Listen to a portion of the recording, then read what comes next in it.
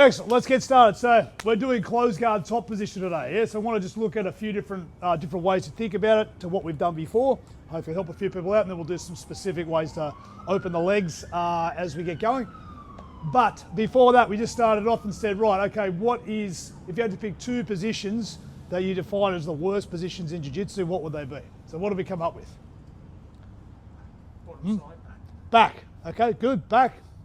Bottom side control. Good, bottom side control, anything else? High mount.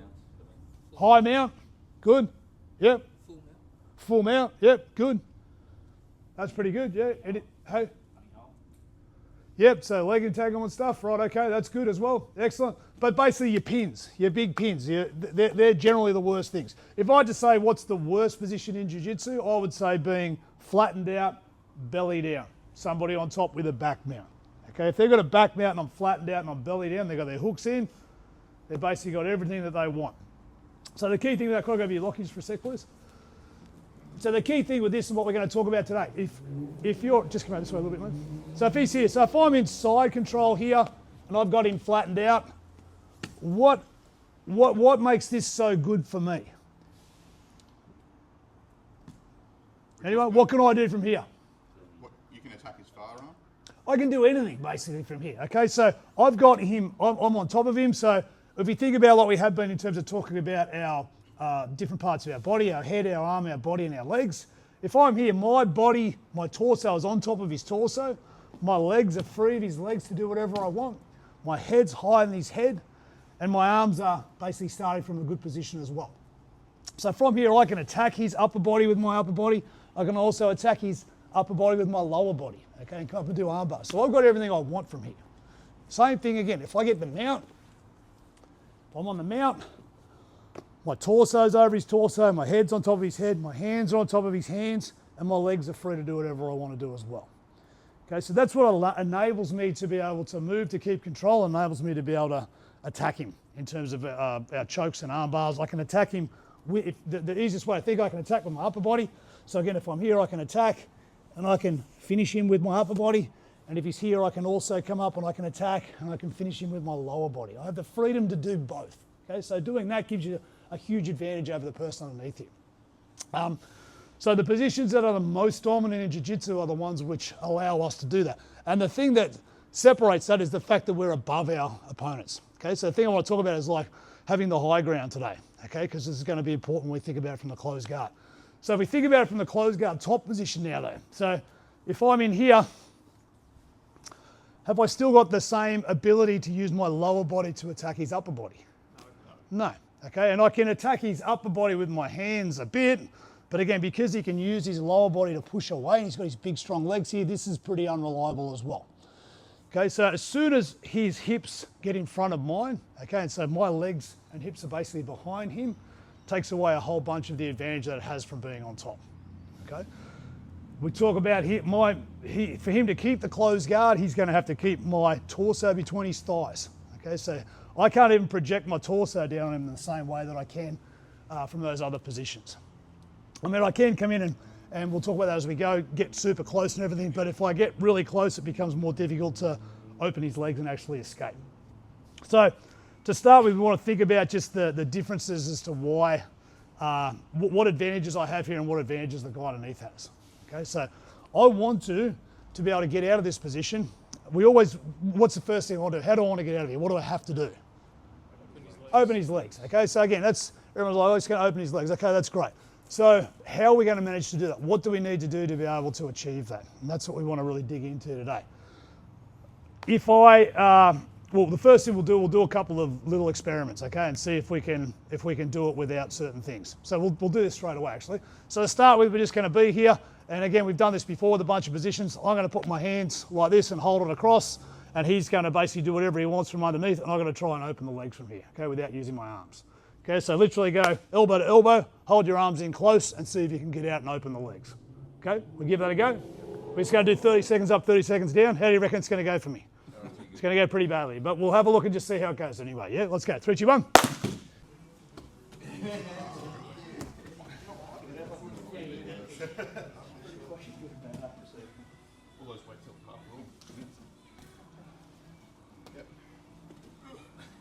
Was that good? Was it bad? Hey?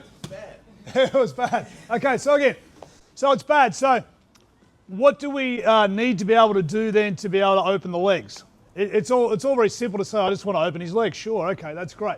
What do you actually have to do to be able to get to the point where his legs become weak enough to open them up? Pin the top down, yeah, that's good. So what in particular? Shoulders or hips. Shoulders and arms. Hands, arms, yeah. Yeah. Stretch the hips. Stretch the legs. Stretch the legs is the big thing, yeah? So again, if Lockie's here and he locks his legs, lock his feet together here, and he locks them at like 90 degrees there and goes really strong with his legs there, just lock them in tight. If I try and open them up here, it's going to be quite difficult. If his legs stretch out and I try and open them up, it's relatively simple, okay? So the whole goal of being able to open the closed guard is to try and take his feet as far away from his hips as we can. Okay, so that's our end goal. If I can get his feet a long way away from his tailbone, it's going to be easy to open up. We talk about that all the time with our body locks. Okay, when we're standing up, if I've got a body lock and we like push on the hands, what does that actually do? If I've got a body lock and I'm around, if you just sit up in for a sec, mate. So just get on your knees. So if he's here, if I've got a body lock here, sit up tall, yeah, Liz. If I'm here and I'm doing this is really strong. My arms are at 90 degrees. It's going to be hard for him to break that. So, but what does he do? He pushes on my hands. As he pushes my hands and extends them away, my arms straighten out. That's when it's really hard to hold. So this is really strong. Out here is very weak. Okay, so it's the same thing with your legs. If your legs are at 90 degrees, it's going to be really, really hard to open those legs up. If I can stretch your feet as far away as I can from your hips, it's going to be much easier to do that. So what's the classic way that we can do that when we're trying to open the closed guard? We stand up, exactly. So pop over here, mate. Let's turn this way a bit. Yeah, so this is all well and good. If I'm here and he's got that strong squeeze on his legs, yeah, and he's at 90 degrees and I try and push and shove and do all this sort of business you see beginners do, it's really, really difficult. If I stand up and I get tall, like naturally, keep your legs closed, naturally his feet get further and further away from his hips. So straight away, before we do anything else, his legs are already in a weakened position, okay, which is why standing up's so good. What do I do when I stand up? I get even more height against my partner, okay? So once we're here, we think about what we've got. I've got my head still higher than his head, but I'm still relatively close to him. His legs are in that strong position he wants to be in. And I want to be able to try and see if I can stretch him out. So there's only really a few ways that I can do it. One is to stand up, but we just saw then if I try and stand up without my arms, it doesn't work, okay? So I need to be thinking about what I can do to stop him pulling me forward and off balancing me, and I'm going to use my hands and my body to do that. And I need to also, if I stay low, I need to find a way where I can stop his hips from following me so I can stretch his legs out while I stay low. Okay, there's only a couple of ways that we really do that. So that's what we're going to focus on. So the key point with this though is that I took your hands away. What we need is our hands and our body in terms of how we position ourselves to make sure that we're in a position where we can stop them from moving and give us a chance to stretch those legs out, whether we stand up or we move back. And this is the key thing we did. A couple of kids went in a comp a few weeks ago and they came back, and all three of them that went in, they came back and they said, oh, I did really, really well. And then the last 2 minutes I got stuck in the closed guard and couldn't get out. And I was like, oh, why can't you get out? And it's like, oh, they just couldn't. And I watched them do it and they're like, you guys are missing some really important details. And the most important detail out of all of this, and we used to teach this in terms of, this is all important. I've got good base with my legs, I have good posture with my back, I have good structure with my arms. All this is great in terms of where the game starts. But once it's active and the guy underneath is moving around, I have to be able to adapt and move with them. And so the key thing I got the kids to do, and the key thing I want you guys to think about is what we're doing with our hands and what we're controlling with our opponent. Okay, so if I put my hands on my opponent's body, straight away it limits what he can do. Okay, so, and where I put it is going to be important as well. If I put my hands on their hips here, this is good, I can pin him down, I can start to move, but nothing is stopping him. As soon as I commit my hands down low here, he can lift his upper body up, get to his elbow, and start to come up and grab around my head. And now he can wreck my day, basically. Stop me from getting what I want. So in terms of where I put my hands is super important. When we're playing jiu-jitsu, I want to think about putting my hands on his ribs. So if he goes to sit up and grab me now, he's going to get stopped. Or I want to put my hands in his armpits. Okay, so if I get my hands in his armpits, try and sit up and attack. And again, what this does here is this limits his ability to be able to use his hands on me. We talk in detail about this over the years, whether I put my hands on his biceps here, and if I do this, this is good, but I've got to bring my elbows down. If I keep my hands up like this, he just swings his arms inside and he's going to break that grip very easily. Okay, if I have my hands thumbs up under his armpits or even onto the top of his biceps here, if he tries to bring his hands inside, it's very difficult because he's fighting against my wrists and my fingers at this point, yeah? So it's a more sturdy grip. So this grip here and this grip here are very, very good in terms of stopping him from being able to bring his body and his head up towards me and control with his hands, okay? So what I want you guys to do now is the same thing as just did before. You're going to do around, but they're the only two things I want you to go for. Okay, so we move around. He's going to try and see if he can sweep me, reverse the position, or put me into, or control my head, sorry. So if he can get control of my head and hold it for 3 seconds, or he can knock me over, there is 2 ways to win. All I'm going to do is see if I can hold him in by controlling his body and see if I can get to my feet. Ready, we go. Yep. And my focus is going to be just on those 4 points on his body.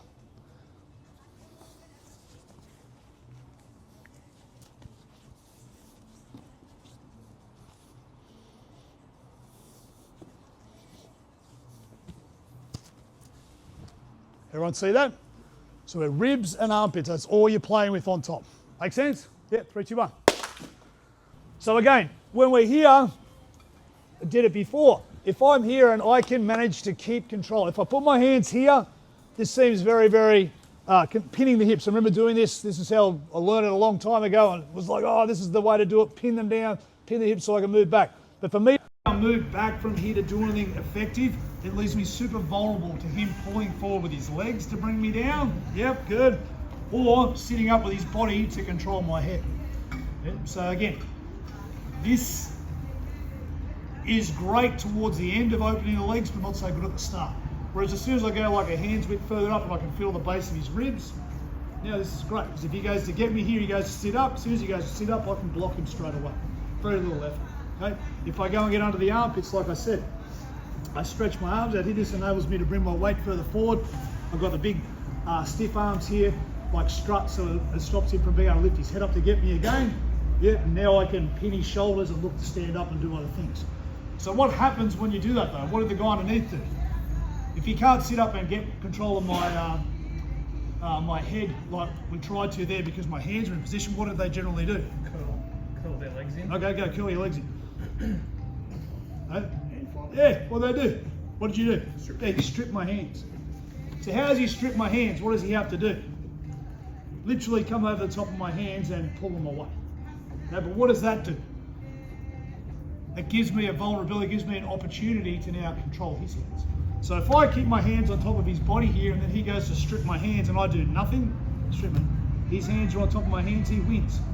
Okay, because now he's going to be able to come up and get his arms behind me like we talked about last week in terms of getting his elbow behind my head, my arm, my torso, and my legs, and he's going to start to have success. So as soon as I feel him coming out the top of my hands, I have to bring my hands off his body and get to the top of his hands. And if I win this battle, once again, he goes to try and sit up and get me, goes to try and control me. It's very difficult for him to control me with just one arm. Yep. So again, this is going to be the next thing. So from here, we're going to do another one, but on here, I want you guys focusing still on these 4 points. Okay, armpits, ribs, armpits, ribs. But this time you go again, we move. He's trying to get up and around my head, go. Good, as he does, if I feel him start to get control of my hands, my next focus is going to be to get my hands on top of his hands. I can do it this way, one each, yeah, or I can do it this way, 2 on 1. If I get this, I want to try and pin it back to his body. Okay, so again, now my hands are not just on top of his body, it's on top of his hand and his body. Okay, so this is great. I've got even more high ground if you want to think of it that way. So we go again. He moves, yeah, if I feel that, I'm going to strip, and I'm going to do this. I'm going to hold his hands. What do you reckon he's going to do when I hold his hand like this? Can I get it back? You're going to get it back that way? Here, get it back. What happens when he gets it back? What does it open up again? Pull your hand back. Back to the body. Okay, so there's interplay for the guy on top here in terms of the hand fight between me having my hands on his body, Yeah, go, and then we move, and now my hand's on his hands. Go, get your hand back. His hand comes back, and back to the body. Go, get your hand back. Good, back to the hand. Strip. I'm either over the top of his hands, go, keep going, keep going, keep going, or over the top of his body. Okay, so my hands are ribs and armpits, or hands. That's it. And again, he can't have both. Okay, so he either defends the space and gets my hands off his body. As he does that though, he opens the opportunity for me to control his hands. Does that make sense? Yep. So that's what we're going to do now. So we've got two objectives for the person on top. Hands are going to go where? Body. Ribs or Pits. pits. Good. And then they're also going to be on top of his arms, if it presents itself as well. Arms and hands. Yeah, so go again.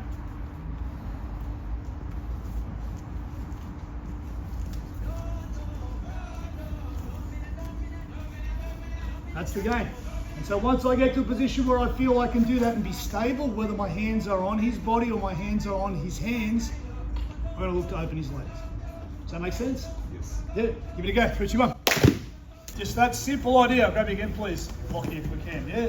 The simple idea is, what do I need to do when I'm on top? My ultimate goal is to get out of his closed guard. He's got his legs around me. His legs are stuck around me and I'm stuck between his thighs. I'm severely compromised in terms of my mobility. I can't easily move side to side. I can't easily move forwards and backwards.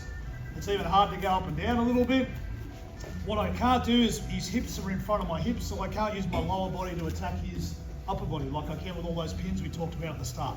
So why is a side control so miserable for the guy underneath? Why is a mount so miserable? Why is a belly down back control so miserable? Because I can attack with my upper body and I can attack with my lower body.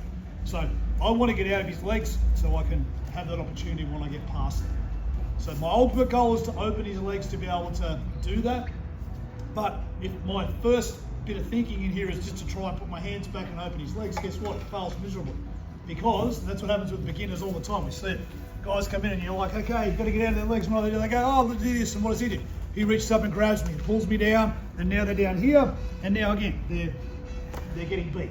Okay, so for the guys who are here the last couple of weeks, his objectives from underneath is to try and wrap his arm and elbow around my head, my arm, my body, and my legs. If he can do that, he's going to attack.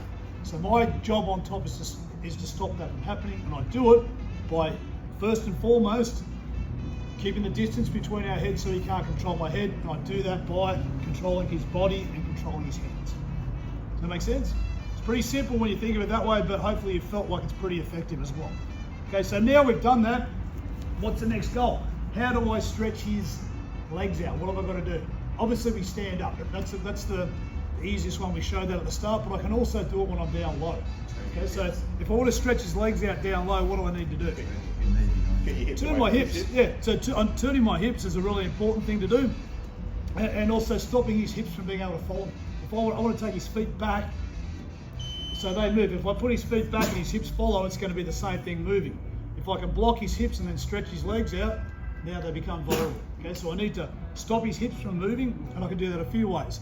I need to increase the space of my body within here as well, which is like that rotation I want to look at. So when we normally do this, if we look at the way we open it, the way we teach it in the grading, it's very simple, and I do this specifically again as well. So if I start on his ribs, I go and bring my arm up and put it over his armpit here, so that I can stop him from sitting up. If I put my hands here and I try and get my knee behind his butt, and he pulls hard with his legs as I'm doing this and goes to attack my head, I'm going to struggle to get my knee here before he breaks me down. Okay, now I'm not going to be able to stretch him out. So the way we teach it in the curriculum is to get here and actually do this. Now if he goes to reach up and get me, yeah, he can reach up, but this is pinned over here, so it's easy to put my knee behind. Now I can start to get here and stretch him out. Now I can get to this position, and look, his hips are pinned in position, his legs have moved back. My head moves back now, and his legs open up. Okay, so that's how we teach this one. Everyone who does the grading learns that one, and again, I think it's a really good one with that focus on our hands being on their body. But we also want to think, how can we use it with our hands on their heads? So if I go to start to do this and he controls my hand, he comes over and I'm like, that doesn't work. I want to control his hand. So when we do this, we teach it for a standing version, is to get here and try and see if I can put his hand in his armpit. I do that specifically because if I'm here and I try and, if I put my hand down here and I try and stand up, he'll pull forward with his legs, and I fall over again. So I've got to be above his belly button to be able to make a use of my stiff arms. If I put my hand here right in the center of his chest, if he does nothing, I'll be able to stand up, but what's he going to do? He's got another hand. So as I go to do this, he's going to strip that grip and he's going to give me trouble. So if I do get a 2-on-1 and I want to stand, I try and put it over in his armpit. Okay, so doing that, now he tries to free his hand with his other arm. His other arm's basically restricted in terms of what it can do because just of that placement in the armpit. So if I get here, I can bring my weight forward and I can pin it to the ground. I can look my legs up, get tall, bring it with, open his legs. Who hasn't done that one before? Everyone here should have done that. Yeah? Maybe not you, Gianluca. Everyone else has done that. Yeah. So again, I don't want to just go over that again. But those two passes there are the ones that are in the curriculum, and you can hopefully see that reason why one of them is controlling the body, the other one is controlling the hand. And what we want to do is we're going to see if we can control the hand here now with a couple of different variations. So we're here, in position, same again, fighting away. If I get control of this hand and I start to go and bring it over under his armpit here, and he starts to pull it back, and I feel like I'm losing it. Okay, if I'm losing it, I'm going to do something different now. I'm going to go and bring it and put it closer down towards his hip. Okay, and now we're going to do exactly what Tom said, is I'm going to turn my body away. So from here, I want to go and actually put my weight over here and take my leg all the way out. So I'm looking in this direction. So from here, bring your arm back there, see if you can bring it back. I can put a heap of weight through this arm and pin it on the ground. Okay, now my head's a long way away. I bring my leg in between. That's it, you right? I got you because you got long legs, mate. So it's supposed to be, you can't just open your legs there like that.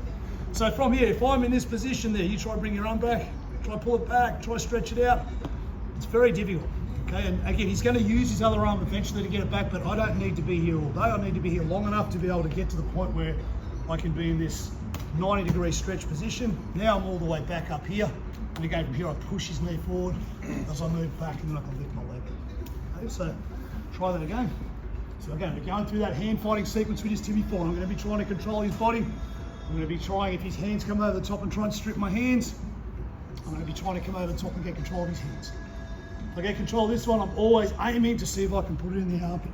So if it gets in the armpit, I'm going to be able to stand up. Okay, but if he starts to resist, I pull it from his armpit and put it in his pocket.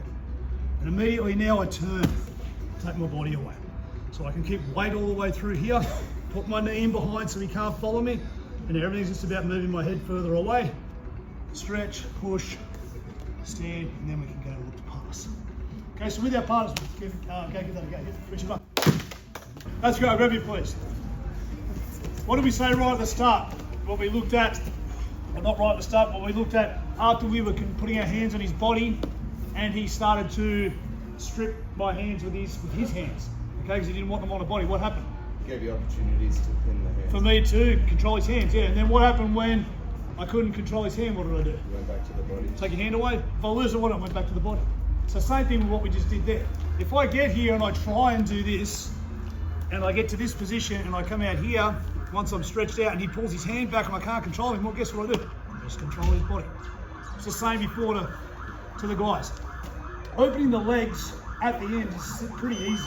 Okay? Opening the legs is not, the hard part isn't opening the legs, the hard part is getting to the position where you can open the legs. So again, if I stand all the way up, you see this in no-gi all the time. Guys get here and they open the legs. If they can stand up, they're gonna open the legs.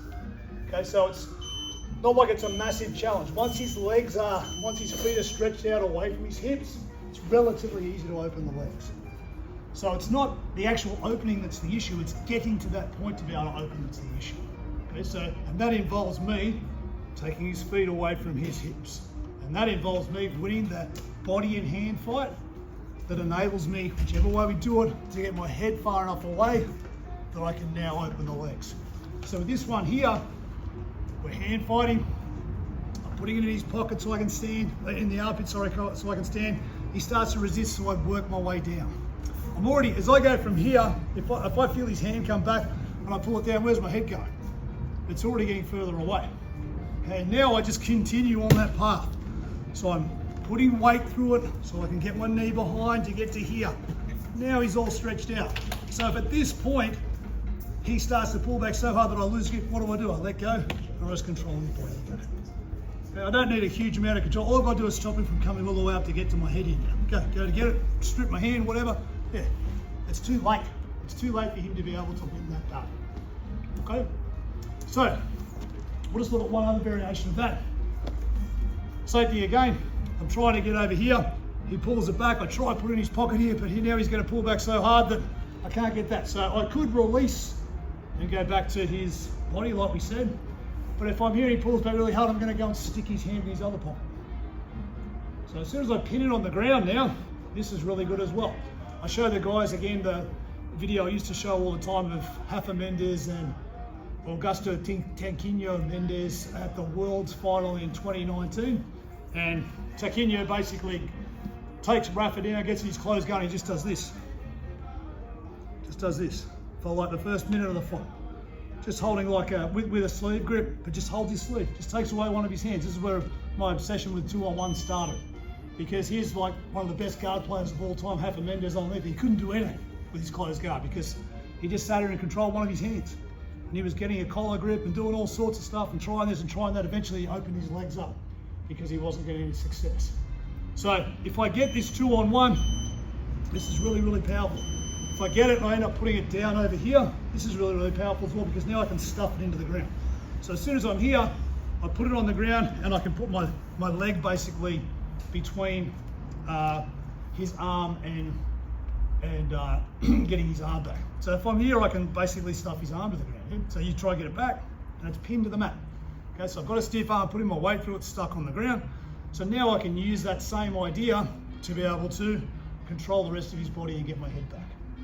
So from here, I hold him in position with his hand on the ground. I'm going to use this other hand over here. What's he going to be doing? All sorts of stuff, yeah. So he goes to grab my head, my hand goes to his armpit.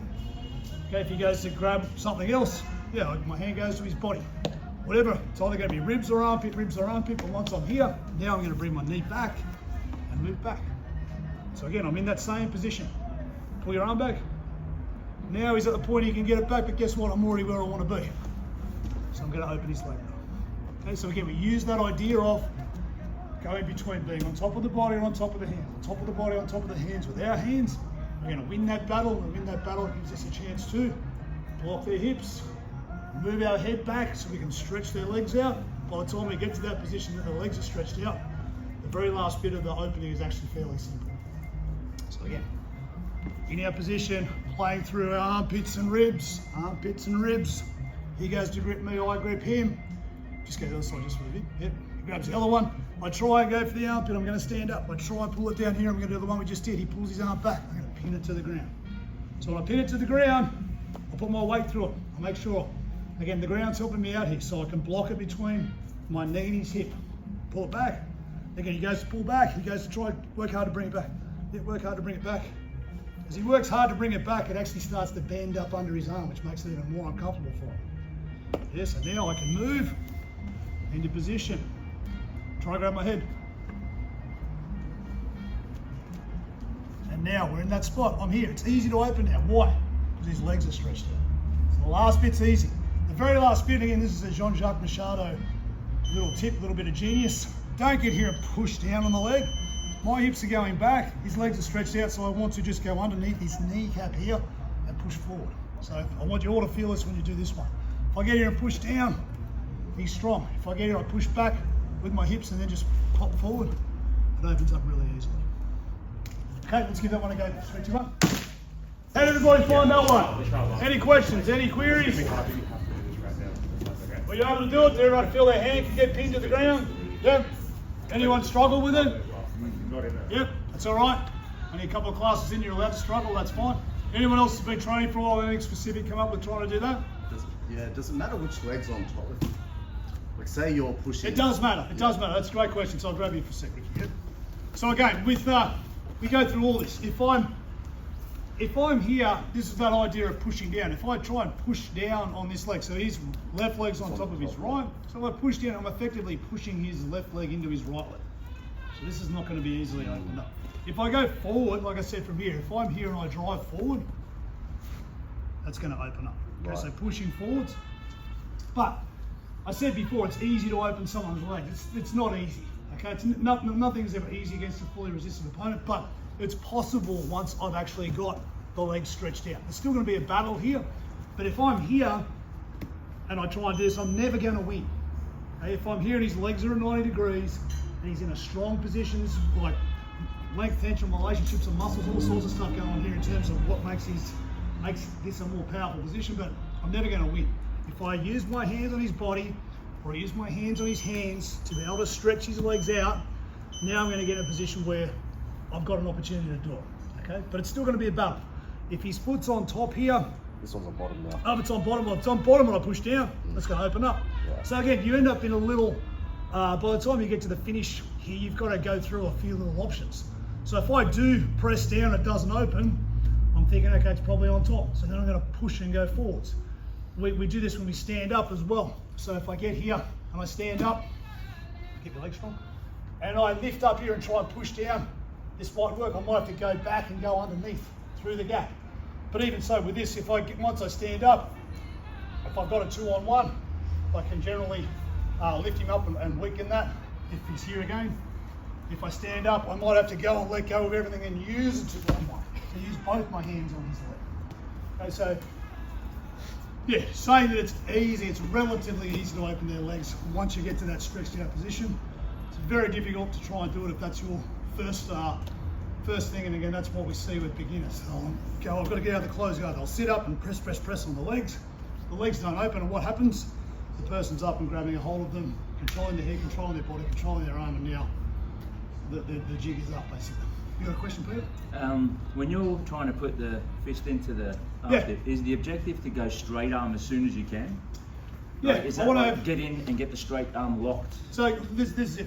Okay. We didn't look at this, but if I have my hands on his body here, and I have my hands here, we did briefly. I can, if I've got this stiff arm, I can get to a position where I can open on my knees. If I'm here, I can just jump up if I'm quick and athletic enough and I manage to time it well. But the reality is when a guy's pulling in hard and trying to attack with his hands, if I'm just doing it, it's going to be very hard just to jump up. We looked at this with the advanced guys, trying to go up one leg at a time from here. If my head's high, I've basically got to go up one leg at a time or move forward and jump up. Both those things are difficult against a good opponent who knows what they're doing. So I need to then come and look to be pinning his shoulders to the mat. Okay, so if I do that with this, now he tries to get up and grab me with his, he's not going to be able to. And now I can come forward and pop up relatively easily.